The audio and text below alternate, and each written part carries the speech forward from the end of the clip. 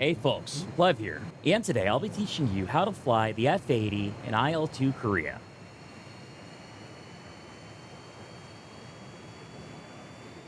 But first, let's get familiar with the cockpit. We'll power on our aircraft by simply pressing E.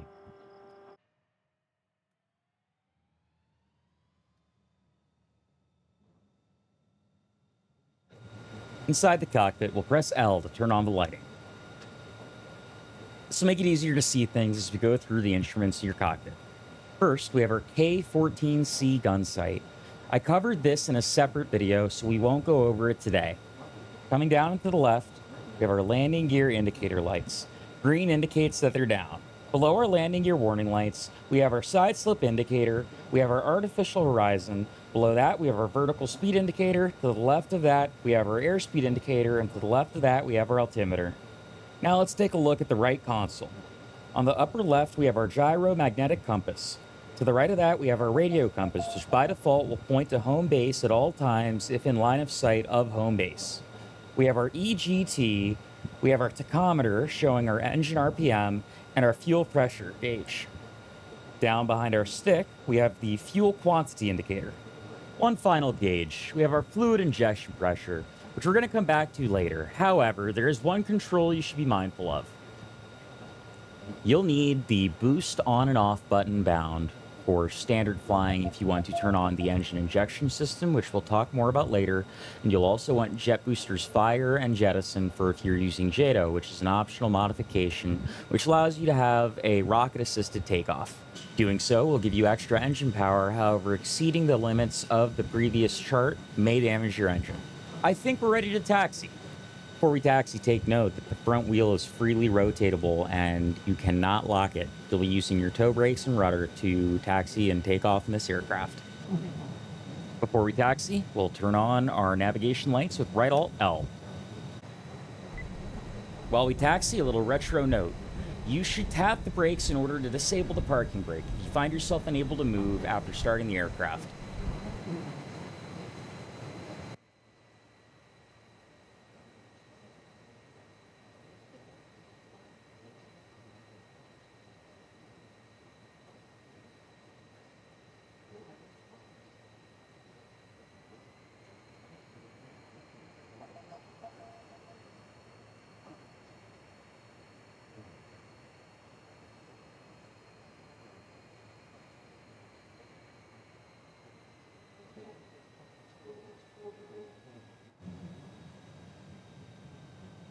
Prior to takeoff, we'll set our flaps to 70%.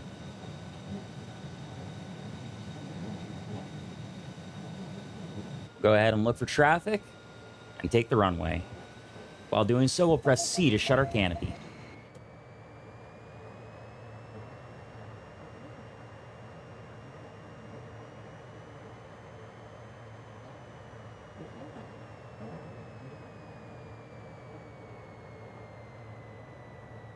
Throttling back, controlling our speed so we don't flip while we turn. And get nice and lined up down the runway, get that nose gear straight, and then we are going to apply brakes. The handbook states that you should use the boost button to enable the takeoff engine mode, which you can maintain for 5 minutes. This aircraft takes a while for its engine to spool up, so what we'll do is first press the boost button to enable the takeoff mode, and we'll apply full power slowly while holding the brakes.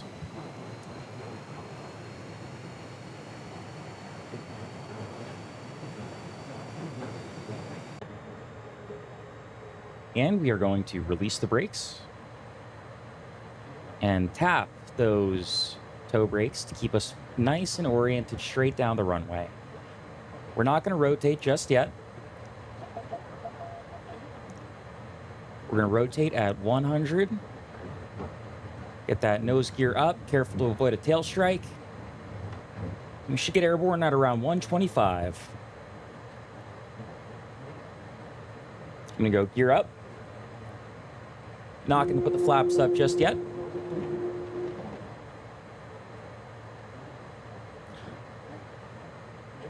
This is Falcon 1, airborne.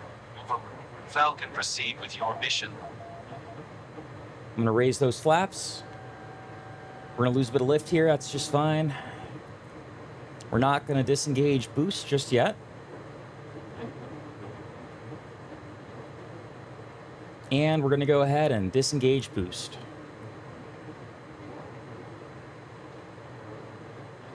We're going to get her nice and trimmed out and get into a steady climb.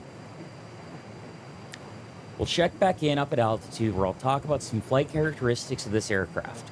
The F-80 entered service in 1945, and by 1950 in Korea, it was extremely obsolete for air-to-air combat. It was relegated mainly to air-to-ground roles. In fact, it excelled at these roles and saw extensive use during the Korean War. However, it comes with quirks and limitations, and you should be aware of them.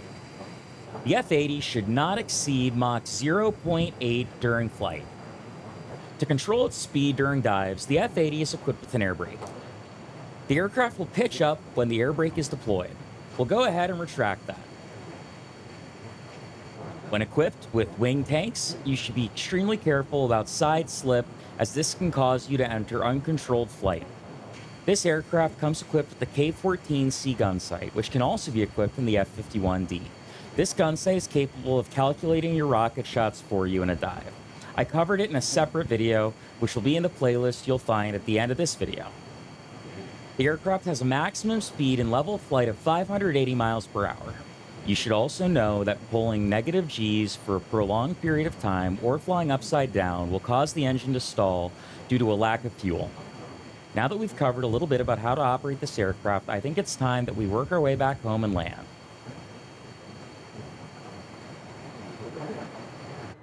By default, our radio compass will point us back to our home airfield. We'll turn on our navigation lights with Right-Alt-L. In multiplayer, this can prevent collisions. According to the handbook, below 200 miles per hour, we'll extend our flaps fully. We'll set our engine to around 60%, then to at least 50% until the aircraft touches down firmly on the runway. I assume we'll be using our air brake to control speed as needed.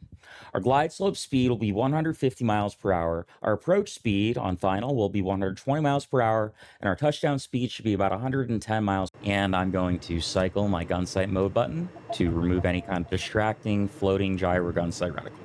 Alley on the airfield. As we get below 200 knots, we're going to start to lower the flaps. We're going to drop the gear. Using the air brake to kill speed. We're a little high, that's just fine. I'd rather be high than low. And visibility's a little rough in this aircraft, that's all right. We're a little slow. I'm gonna go up to 60% throttle rather than 50. Put the nose down a bit, get some speed.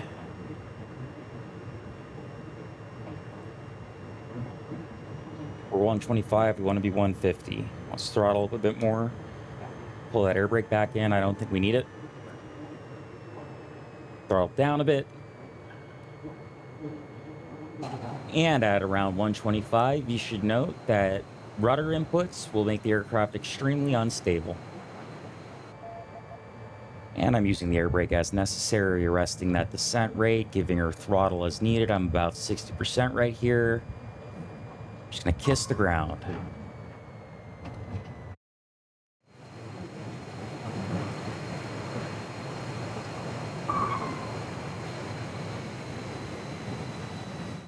I'm going to start pulling back on the stick and applying brakes, and that should stop us at the end of the runway. To maintain direction down the runway, make sure you're tapping those toe brakes. Alright guys, if this video helped you out, leave a comment and let me know. Also feel free to subscribe and join my Discord. The link is in the comments. Plev, out.